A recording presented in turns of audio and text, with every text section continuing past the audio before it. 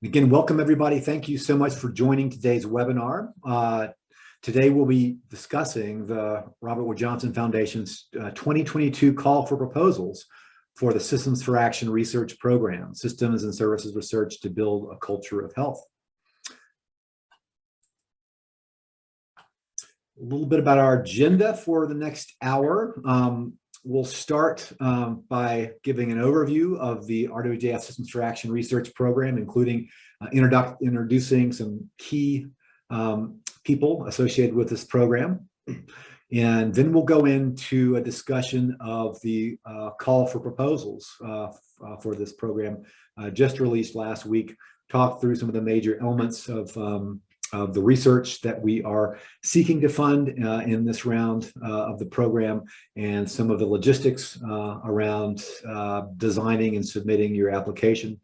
We'll also talk through some of the technical aspects of actually applying for the program, submitting your application, and we will make sure to leave time for questions and answers from all of you who are with us today on the webinar. A few housekeeping issues before we get started. First of all, we are recording today's session and we'll be posting the recording for those who are unable to join us at this time. So please keep that in mind. After today's session, we'll post a link to the slides and the recording, and we'll post that to our website, the Systems for Action website. You can see the link here on this slide. We'll also be emailing that link out to everyone who is registered for today's webinar. I would also note that we do have another webinar scheduled a little bit later in the summer for those who can't join us today. So that is another option. That the date for that webinar is listed in the funding opportunity brochure for this program as well. We are going to keep everybody who's with us today muted during this webinar, so you're not going to be able to talk or verbalize as part of this webinar. That's just to help us manage such a large session today. So how will you submit your questions? Well, we're asking you to submit your questions using the Q&A box on the webinar feature, which you should be able to see at the bottom of your screen. You can click on that Q&A box and type in your questions. And when we get to the Q&A session, we will get through as many of those questions as we have time for. If we run out of time, we'll also follow up and submit written responses to questions as well. Okay, so let me introduce some of the key people associated with the Robert Wood Johnson Foundation Systems for Action Research Program, starting with our leaders at the Robert Wood Johnson Foundation. The program officers for S4A are Carolyn Miller, who's a senior program officer with the Research Evaluation and Learning Division at RWJF. Our second program officer is Dr. Jackie Orr, who is also a program officer at the Research Evaluation and Learning Division. Very, very fortunate to have such strong and insightful leaders at the foundation shepherding this program. We also have a national program office for the S4A research program that is based at the University of Colorado, and that's where I come in. That's why you're seeing my face as well. I'm actually a professor at the University of Colorado and am privileged to serve as director of the national program office based there. I'm also privileged to work with a number of very important colleagues who work with me in staffing and implementing the National Program Office activities.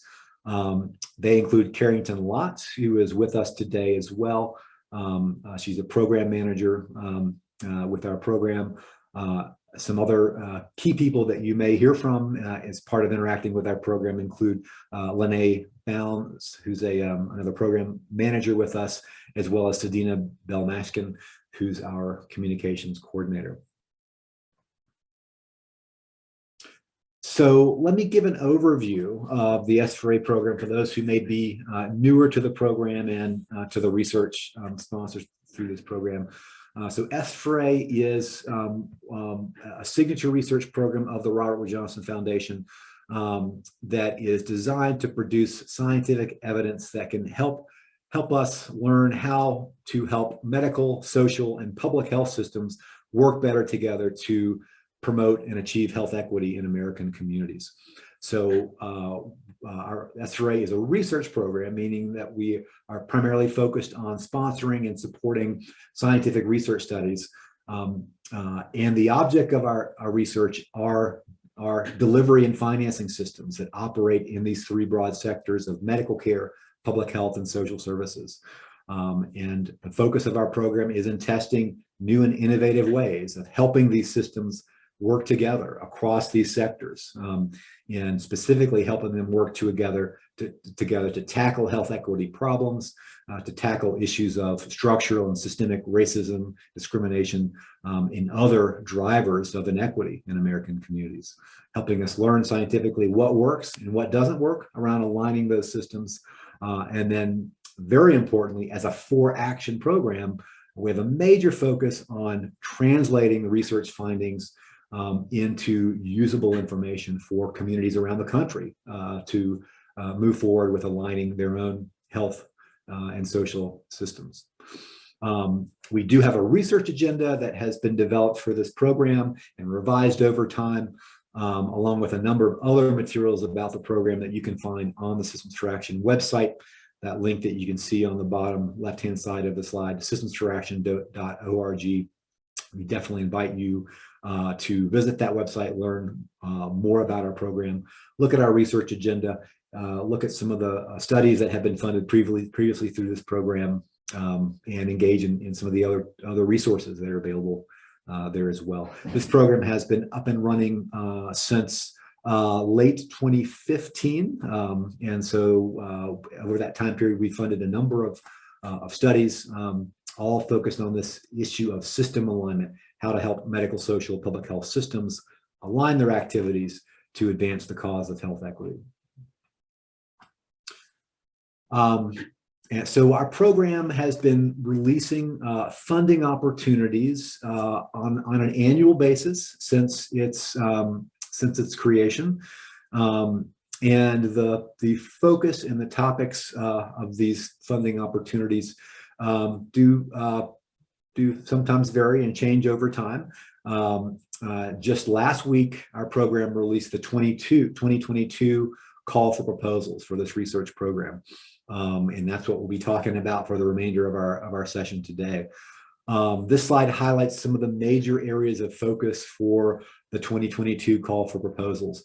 We definitely encourage you to download the funding opportunity announcement and read carefully the call for proposals for this year, because even if you're familiar with prior year CFPs that we've released, we do tend to change and update the calls every year based on what we've learned already from prior studies conducted through this program and elsewhere, and also what we are learning collectively as a society about how to address health equity issues and where our major uncertainties lie to try to address with new research.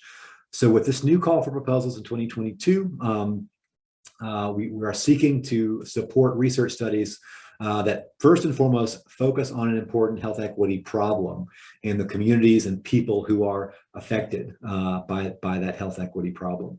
Overarching focus of our research program is on helping to solve health equity problems in American communities. Secondly, we're looking for studies that are testing an innovative strategy for solving that health equity problem by helping to align the delivery and financing systems that work in medical care, social services, and public health. So that's a hallmark of our program from the very beginning. We're looking to test innovative strategies for aligning these delivery and financing systems across sectors. The third bullet here tells you a little bit more information about what studies that are funded through our program should be designed, what kind of evidence should they be designed to produce. This year, in this year's call for proposals, as you'll see, and we'll talk about more in just a minute, we're looking to fund 2 different types of studies in the space of testing system alignment strategies. One type of study will examine the feasibility of a novel system alignment strategy that's being tested. You can think of this as funding opportunity to do pilot testing and feasibility testing for a novel system alignment idea. The second type of study is a larger study to actually test and study the impact of the system alignment strategy being proposed. As a research program, we obviously value scientifically rigorous research strategies in terms of the research design. And so that's something that for any study, any proposed studies that are submitted to our program, we are looking for scientifically rigorous ways of conducting the study so that it's producing evidence that can be widely generalizable and valid in many community contexts. For the second type of study I mentioned, the impact studies, we're looking specifically for scientific approaches that are sufficient to support conclusions about the causal effects of the system alignment strategy under study. What impact does that strategy have on health equity in the specific health equity problem under study?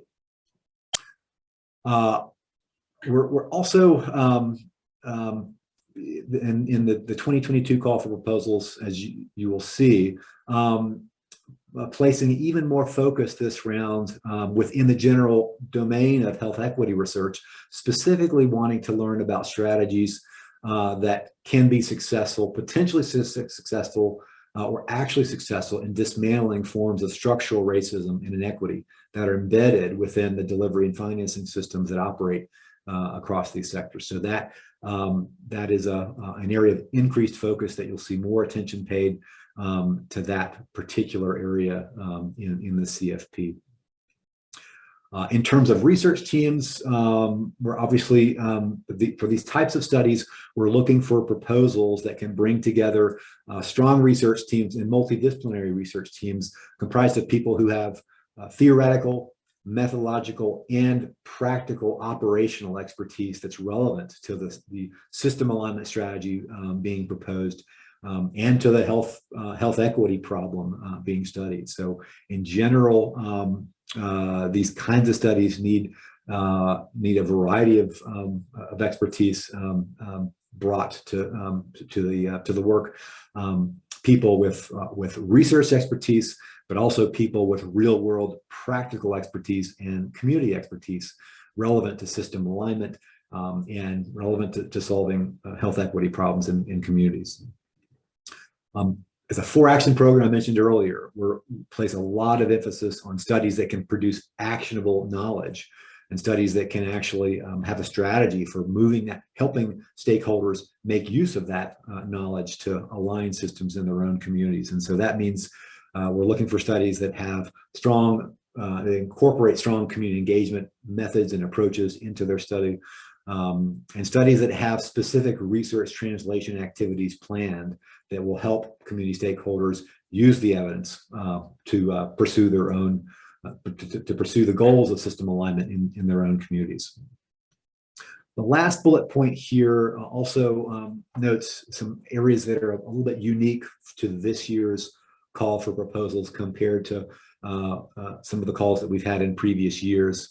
And that is in the CFP, as you'll note, we have bulleted out 5 areas for future development of system alignment strategies in communities. These are areas that have been identified through previous studies that the S4A program has supported in previous years of its operations. And also these are areas for future development that have been revealed by other studies supported by other funders in this space. These 5 areas for future development are described in the funding opportunity brochure. I'll talk about them a little bit more depth here in a minute, but you'll certainly want to take a look at those 5 areas for development. Think about how your proposed idea might be able to address one or more of those areas.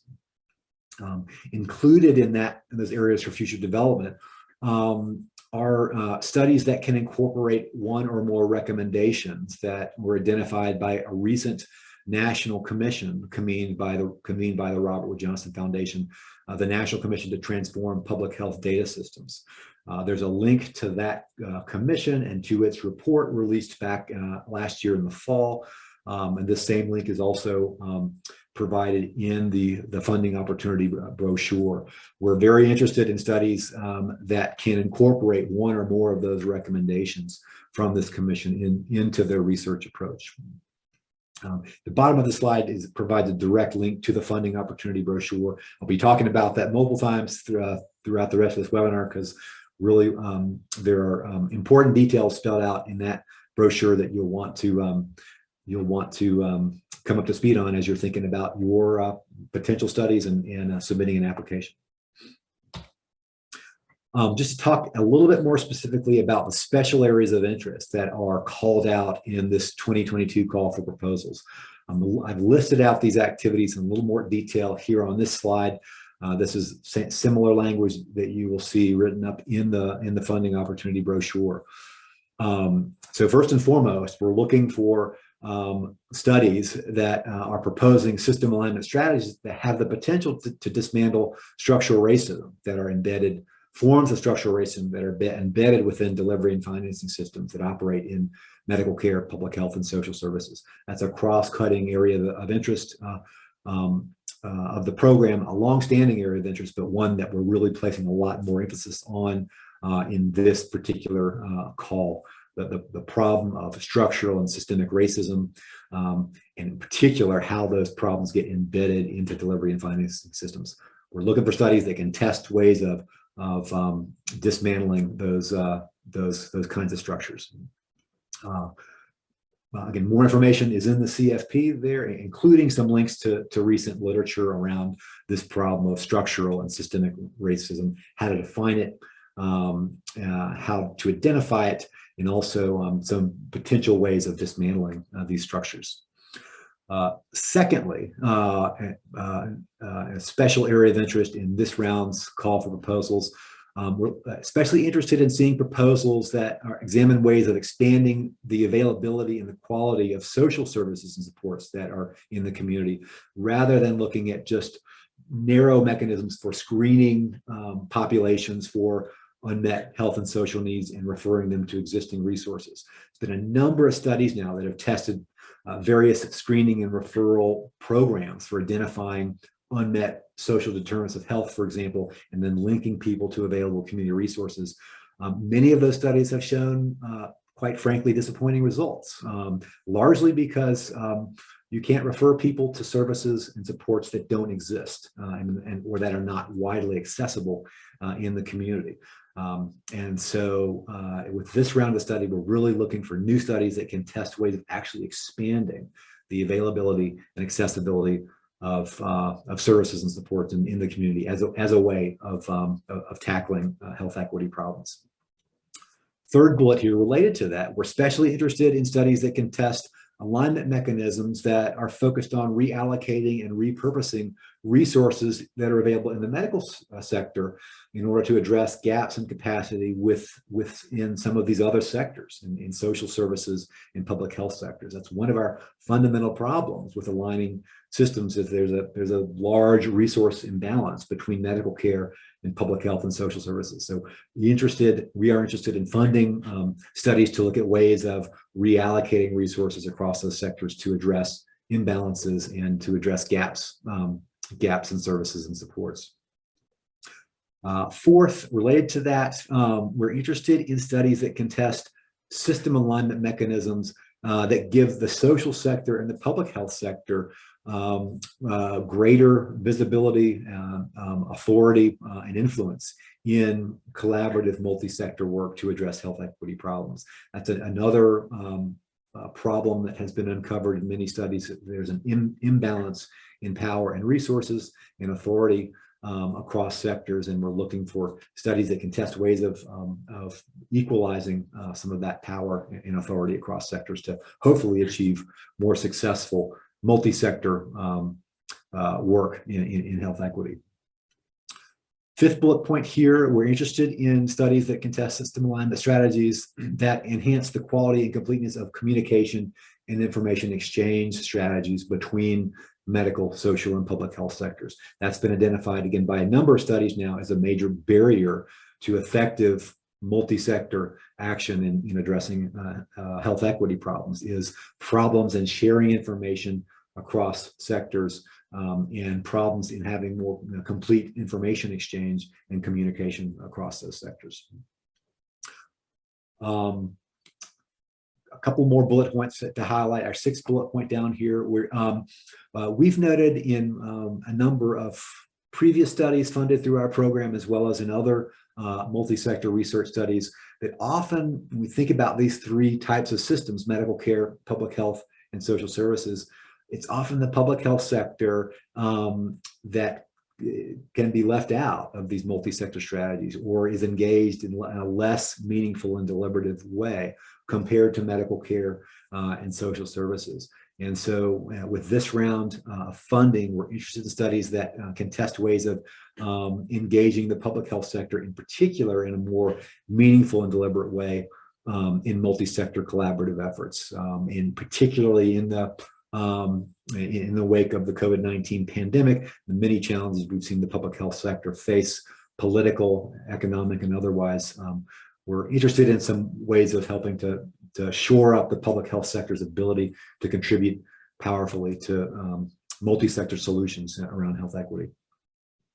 And then finally, as I mentioned earlier, we're very interested in studies that can test ways of incorporating one or more of the recommendations from this really important National Commission and its report released last fall on strategies for transforming public health data systems. Really encourage you as part of this call, as you're looking at this opportunity, to read that report from the Commission if you haven't yet. It articulates a number of powerful, very promising strategies for creating more equitable public health data systems, including strategies around standing up equitable data governing structures for public health data systems, strategies for capturing more accurate and granular data on constructs around race and ethnicity and language and other social constructs that are meaningful for health equity work. And then also strategies that it has recommended for ensuring that data systems capture and address structural racism and other forms of inequity directly in those public health data systems. So again, we're very interested in studies of system alignment strategies that seek to implement one or more of those recommendations as part of their work. A few quick notes on characteristics of proposals that tend to be more successful than others with securing funding through our program, as we look at studies that we funded in prior iterations of the S4A program. Number one, studies that engage all three of these broad sectors in their system alignment work, really, really important. Medical care, public health, and social services. Studies that only focus on one or two of these sectors are just not likely to be supported through this particular program, because they're not responsive to our focus on aligning all three of these sectors. So that's number one, very, very important strategy for success. Number two, studies that have a clear and convincing logic model describing how their alignment strategy, if it's successful, will actually help to solve health equity problems and dismantle forms of structural racism and inequity embedded in delivery and financing systems. So having a logic model spelled out for how this alignment strategy is actually going to move the needle on health equity and dismantle structural and systemic racism. Very, very important.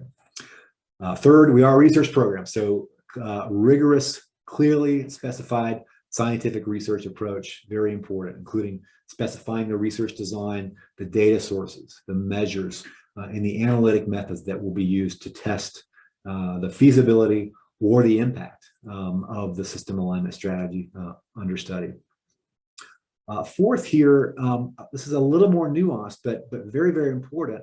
The S4A program is designed to ultimately achieve system level change in dismantling structural racism and promoting health equity. So we're trying to change how delivery and financing systems operate and how they're structured and organized in medical care, public health, and social services.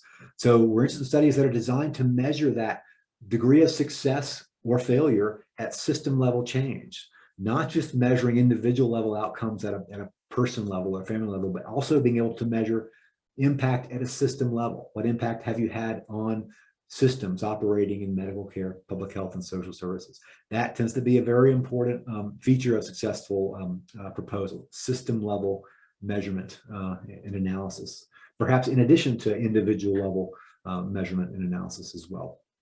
And then finally, as I've mentioned several times, I know strong strategy for helping other people use the evidence, use the findings that will be produced by the study. So designing the study specifically with dissemination in mind. What kind of stakeholders are you going to reach? How are you going to get the findings in the hands of those stakeholders? And how are you going to help those stakeholders use the findings to align systems in their own communities?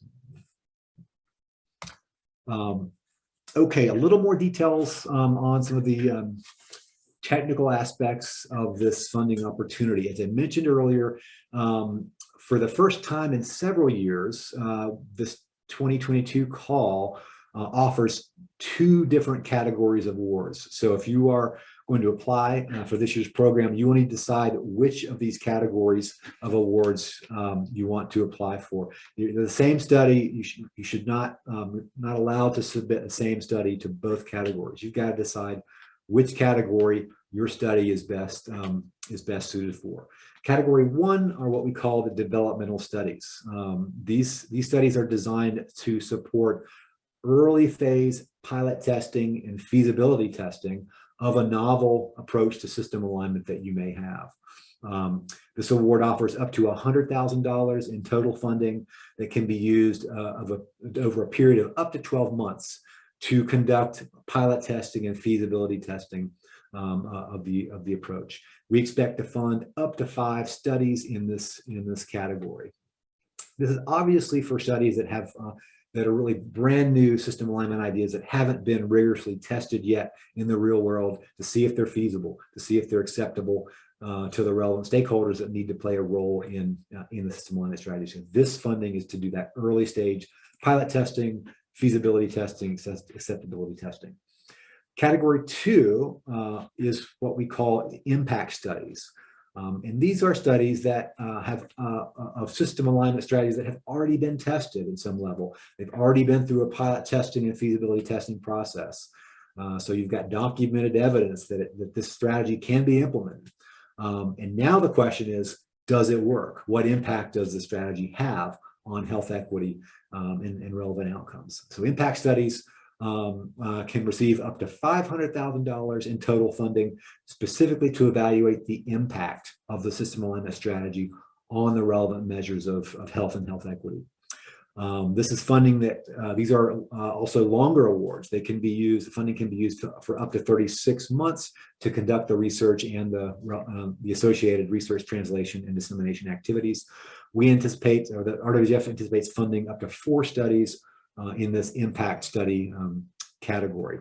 Very important, if you want to apply for the impact studies category, the larger award category, there is an additional eligibility requirement, and that is that you must have already completed a pilot study of your proposed system alignment approach with results that document the feasibility of the approach and acceptability to key stakeholders.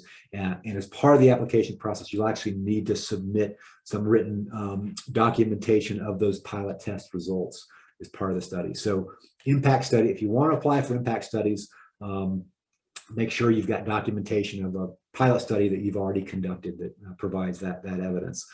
Our hope with having these 2 different award categories is that for studies that aren't yet ready to submit for an impact study award, you can pursue a developmental study, and if successful, conduct that feasibility study over the 1-year period, and then in a future iteration of the program, come back and apply for a larger study to evaluate impact, either from our program in S4A or from another funding source. So that's what we're hoping to create with these two different types of awards. For both of these award categories, the funds that are allocated should be used primarily to support research activities rather than to support implementation of the proposed system alignment strategy. And that's just a recognition that As a research program, we prioritize the use of resources to support the research activities, either under the developmental studies category, pilot testing, or under the impact studies category. Just a few reminders of key resources that I encourage you to take a look at as you're thinking about this funding opportunity, contemplating putting together an application. The first is a link to the landing page on the Robert Johnson Foundation website that's specifically for the S4A 2022 call for proposals. From that landing page, you can see there are links to many other resources, including those listed further down on this slide. There are also, from that landing page, there's the button that you can click to actually begin the application process and submit your application. Those buttons will take you to the Robert Johnson Foundation's online application system. So CFP landing page, make sure you know where that is. Bookmark that page. Secondly, is the full 11-page funding opportunity brochure. This is available through a link from that CFP landing page. It's also accessible through the direct link shown on the second bullet of this slide.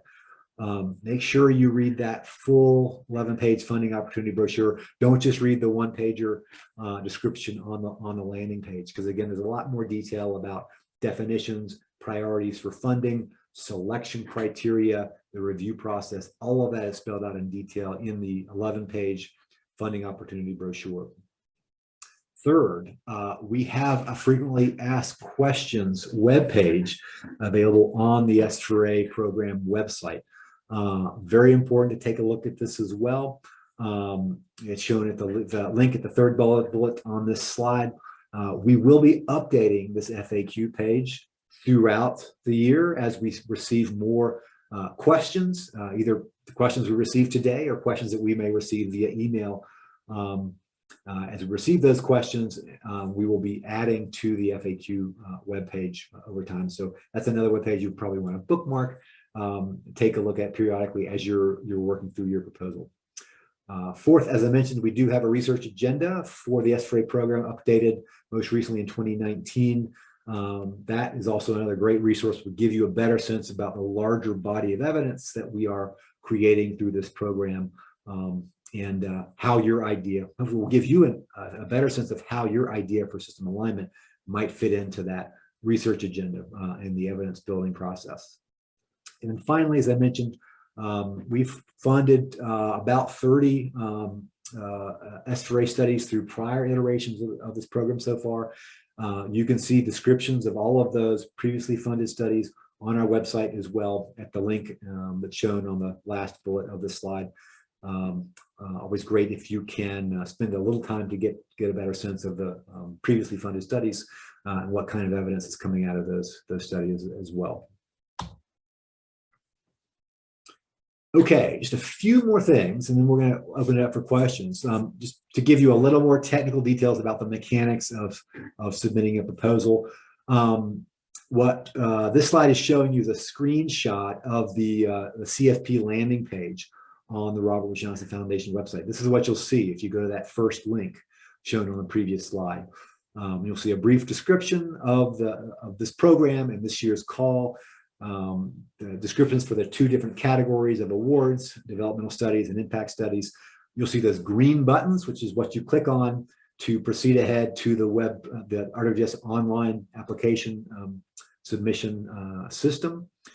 And then down at the lower right-hand side, you'll see links to a number of key materials, including a sample proposal. And then you also see a link to the full funding opportunity. That's that full 11-page funding opportunity brochure. And then you'll also see a link to frequently asked questions. So that's what the landing page looks like. Make sure to get familiar with it, and do not neglect that full 11-page funding opportunity brochure. Once you click on the link for that 11-page funding opportunity brochure and you review it, one of the key things to look for there is the description of the selection criteria that we're going to use to review and ultimately select proposals to fund through this process. The selection criteria for this year's CFP are listed on pages 6 and 7 of that funding opportunity brochure. We're seeing a screenshot of the first two of these selection criteria. So make sure to go and review those selection criteria in detail. Think about, as you're crafting your proposal, how you can best help your proposal meet and address those 6 selection criteria. Another key element that you'll see in that 11-page funding opportunity brochure is a description of what to include in your proposal narrative, and that you'll submit as part of your application. This section of what to include in your proposal narrative is shown on pages 8 and 9 of that 11-page funding opportunity brochure. So make sure you read that. These elements of your proposal narrative, they track very closely and very directly with the 6 selection criteria, not surprisingly. So here's where you want to go just to figure out what specifically do I need to make sure to cover in my proposal narrative. Eligibility, this is fairly standard for Robert Johnson Foundation grant making. Organizations that are eligible to submit an application are public entities or nonprofit organizations that are tax exempt under the 501c3 IRS code. Additionally, the applicant organization must be based in the U.S. or its territories. And again, the foundation, as always, it awards funding to organizations, to applicant organizations, not to individuals. So these eligibility criteria apply to the primary applicant organization. Now, of course, we recognize that many times multiple organizations will want to collaborate in studies of this type. We definitely encourage multi-organizational consortia or partnerships to apply.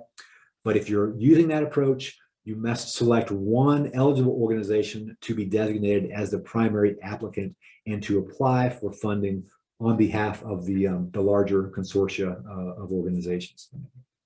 And that's that eligible organization that you select to be the applicant organization. Make sure it meets the eligibility criteria of being public or tax exempt, and based in the U.S. or territories. Okay, just a couple of more technical details about the application process. 2 major events in the application process. And thinking through this process will play out from now through October 5th. October 5th is the deadline for submitting a full application in response to the CFP. The first step you see here, on or before September 6th, we ask you to submit a brief and optional 1-page letter of intent, just telling us that you intend to apply for the funding opportunity and telling us a few details about your planned proposal. It's a brief 1-page letter of intent that you can submit via the online LOA system that is shown at this link and also provided in the funding opportunity brochure. The LOI is not required. It's not binding. What you tell us now may not be exactly what you end up proposing in October, and that's fine. But we ask you to submit the LOI because it helps us primarily with planning for the review process. It helps us with making sure that we have reviewers on hand who have some subject matter expertise in the general topic of your planned proposal. So please submit an LOI if you can to us by September 6th through our online system. October 5th is the deadline for receiving your full application. This must be submitted on or before 3 p.m. Eastern Time on October 5th. It must be submitted through the RWJF online system that's linked here, and also the link is provided in the funding opportunity brochure. It's those green buttons that you will see on the landing page that we looked at earlier. Your application will need, your full application will need to include the components listed here. So have these in mind. You will submit some basic applicant information about your organization, about the principal investigator and or the co-principal investigators, the leaders of the project. You'll give us a title and a brief project summary of your study, what's being proposed. You'll submit a proposal narrative that will describe in more detail your research approach, more details about the alignment strategy being proposed, and how you'll carry out the research and how you will disseminate and translate the research findings. All that goes is described in your 10-page proposal narrative. You'll also submit a budget worksheet and a written budget narrative describing how you will allocate and use the resources for the project. And then finally, the fifth bullet here at the bottom, you will submit several supporting documents, and it's important to be aware of these as well. You will want to upload CVs or resumes for key personnel associated with the project, up to 5 people that you can upload CVs or resumes for. Second, you'll upload a timeline of major activities you're proposing to do and when they are scheduled to occur. Third, you will need to upload letters of support from every collaborating organization that you are proposing to work with in carrying out your study, including any organizations that will be providing data and access to data that you plan to use as part of your study. So very, very important. If you're looking to collaborate and engage other organizations in carrying out your study, we need to have a letter of support from that organization. And that letter needs to describe the organization's role in the study and their willingness to perform that role. And this includes any organizations that are that will be providing data for the study.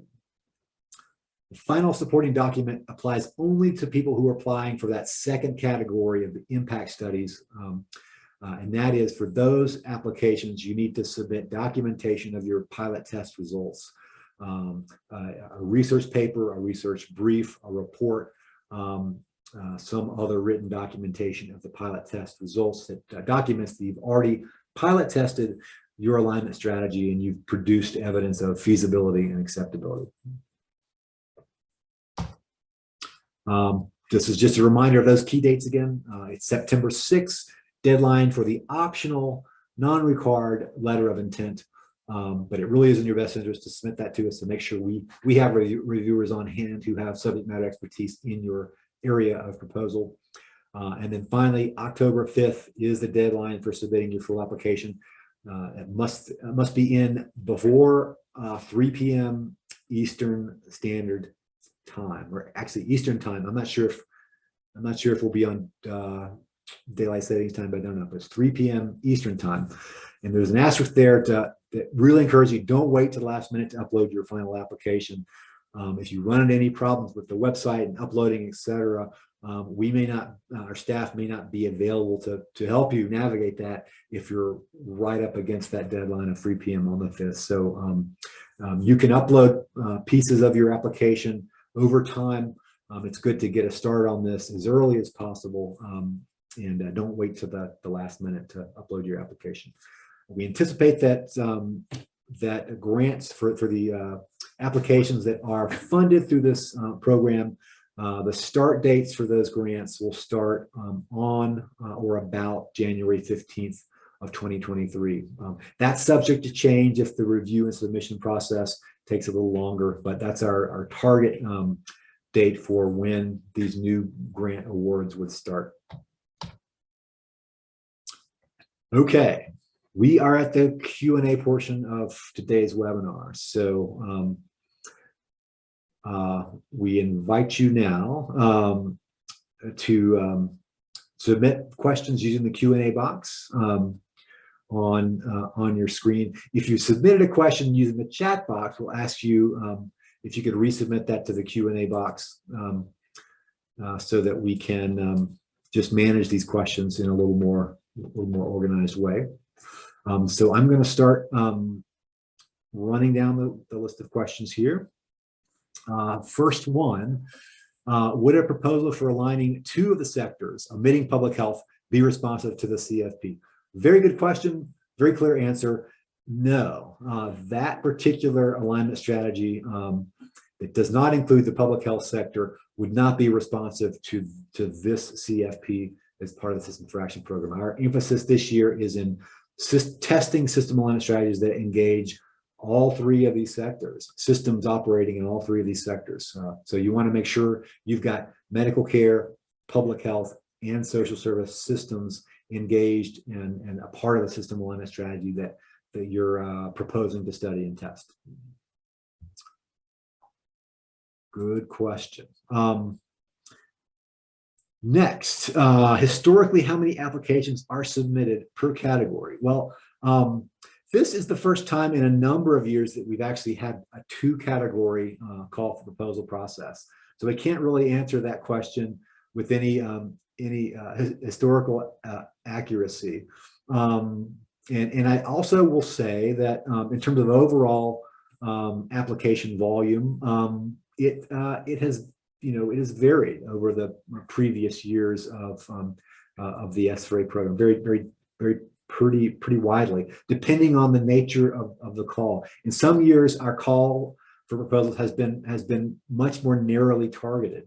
And for those more narrowly targeted years, we tend to get a smaller volume of applications because there's just a smaller number of ideas that are out there ready to be tested in a narrower a narrower domain of activity. For example, if you look at our CFP from last year, we had a much more narrowly focused call. We focused specifically on system alignment strategies that could address the wrong pocket problem that is often identified and often encountered in multi-sector collaborative activities. That was a much more narrow focus. And so our volume last year was a little bit lower compared to years where we've had a very broad, open-ended topical area of the call. But it is a competitive process. I would say we often receive applications, in the area of anywhere from 75 to 150 applications, again, depending on the nature of the call, how broad or narrow the topic. This year's call is fairly broad. We're not narrowing it, limiting it to a specific topical area. But we do have some specific characteristics that we're looking for in the application. Question about, do all projects need to be in the US, or can the project focus on another country? Good question. Again, as we mentioned earlier, the applicant organization, the organization that's applying for the funding, needs to be based in the US or its territories. We have not defined as was required the criteria that says necessarily that the project being studied or the system alignment strategy being studied needs to be taking place in the US. And so I would say it's possible that we could support a study that looked at a system alignment strategy that's being implemented outside the US. I would say as long as that study has the potential to offer valuable and relevant findings and lessons that would potentially apply to US communities and US settings. So we recognize there are sometimes compelling opportunities for learning from things happening outside the US, but our priority would be in studies that can produce findings that are certainly relevant to health equity problems and system alignment problems that occur here in the US.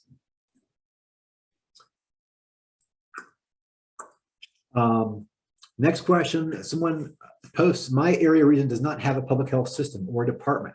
Yes, there are places in the US that are not served, especially by a local public health system or department. The question is, would a proposal still be allowed in that case?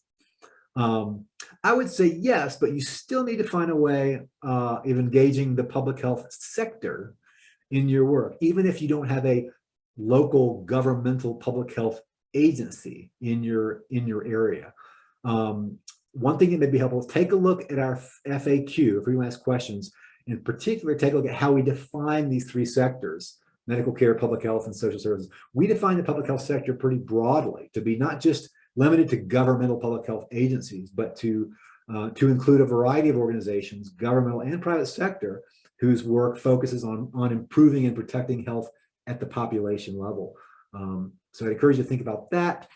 Also think about different layers of the public health system. You may have a local public health agency, but you definitely have a state or a territorial public health agency that has jurisdiction in your community and that has legal responsibility for health promotion and public health protection in that area. So if you don't have a local actor, you may need to look at engaging a state and territorial or tribal public health entity in your community. Great question. I understand the challenge, but encourage you to think a little more broadly there about how the public health system may be defined in your area. Question, is this a one-step or two-step application process? This is a one-step application process, with the caveat is that we do ask for a letter of intent from you or early on as part of the process. But it's a one-step application process. That letter of intent is not required. It's optional. You can submit a full application to us without submitting a letter of intent by September 6th. But we encourage you to submit the letter of intent because all it can do is help you. It'll help us help you in terms of recruiting reviewers who've got expertise relevant to your proposal. But technically, this is a one-step application. You're submitting a full application. You're not doing a two-stage brief proposal and then moving on to a full proposal stage. It's one proposal, one full application that must be submitted by October 5th.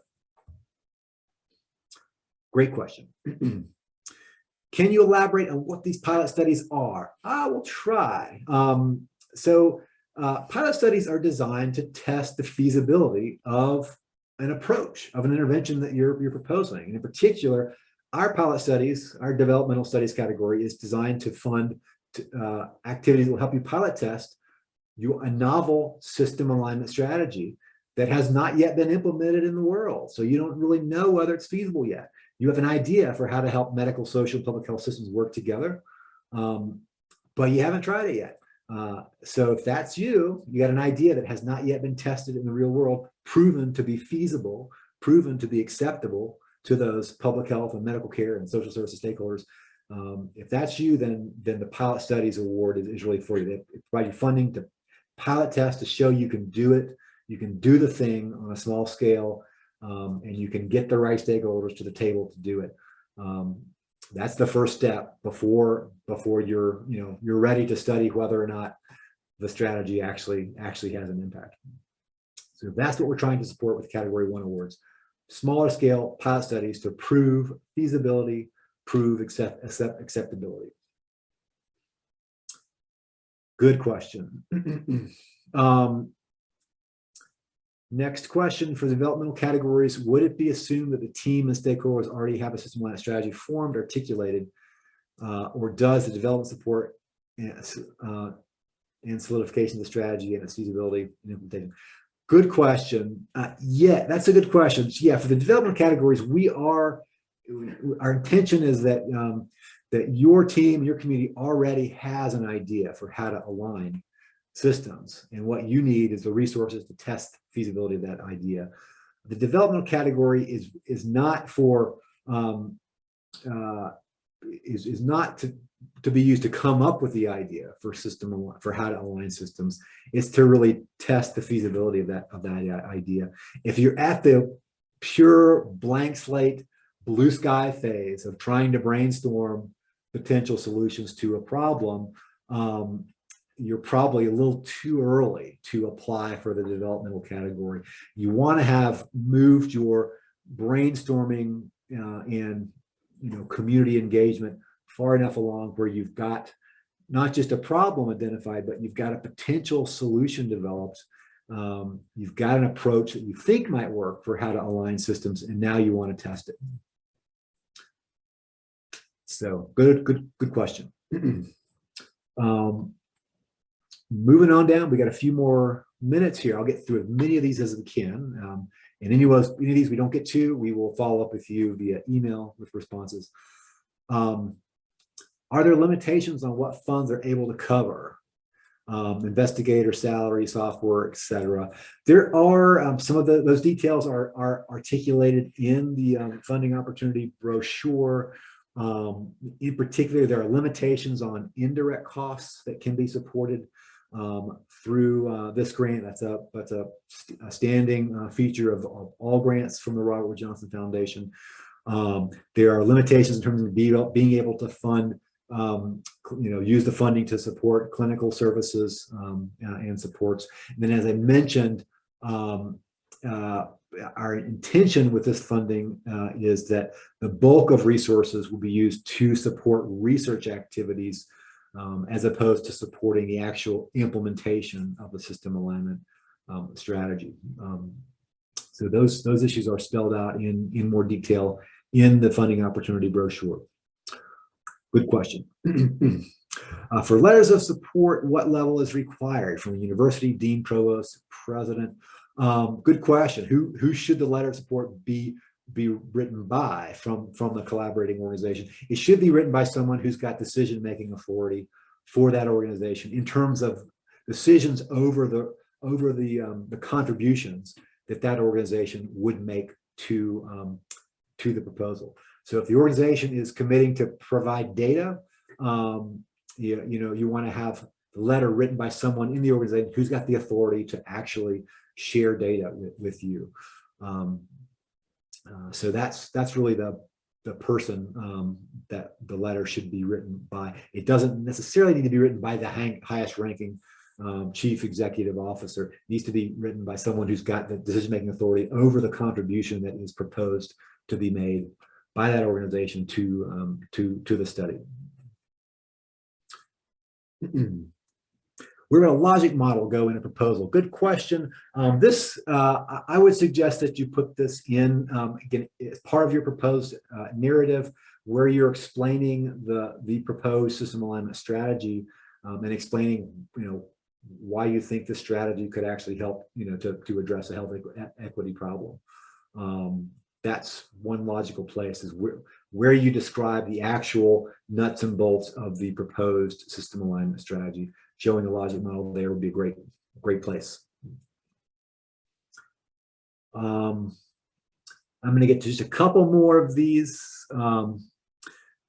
Would a proposal for aligning two of the sectors, okay, omitting public health sector, okay, that's already answered that. Yes, you have to have all three sectors engaged as part of your proposal to be responsive to the CFP. Question, can you focus on a multi-sectoral approach for one disease entity? For example, addressing obesity or hypertension among women of color. Short answer is yes. Yes, we're open-ended in terms of the nature of the health equity problem that you're discussing. It could be a disease-specific or injury-specific or condition-specific health equity problem, or it could be a multi-component health equity problem. So we're open in terms of that level of focus. And then finally, is housing considered part of the social sector? Great question. Absolutely yes. According to our broad definition of the social services sector, we really define it to be social and community services and supports. Housing is definitely included. Again, take a look at our FAQ where we define each of these sectors. You will see that we do use quite broad and inclusive definitions of social services sector, public health sector, and the medical sector. And then last question, please clarify funds cannot be used to support implementation. We don't have a strict prohibition against funds being used to support some elements of implementation. But as articulated in the CFP, our expectation is, and our preference is for proposals that use the bulk of resources to support the research activity as compared to implementation activities. We spell that out in a little more detail in the CFP. Feel free to contact us via email if you've got more information or want more information or have more questions about that. Thank you all so much for attending our webinar today. You will see our email address where you can use to submit questions to us, the website as well. We look forward. We're glad to entertain questions that you may have about the CFP as you have time to review. Please send us an email. We're glad to respond to that. And thank you so much for attending today. So long, everybody.